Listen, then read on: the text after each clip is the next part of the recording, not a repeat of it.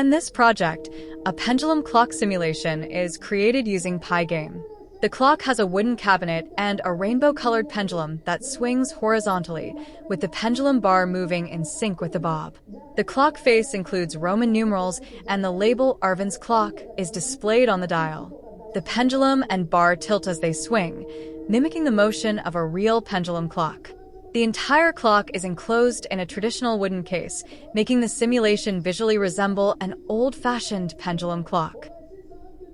इस परियोजना में पिगेम का उपयोग करके एक पेंडुलम घड़ी का सिमुलेशन बनाया गया है।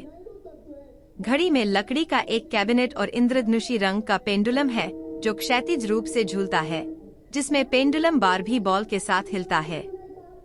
घड़ी के डायल पर रोमन अंकों के साथ अरविंद की घड़ी का लेबल प्रदर्शित किया गया है।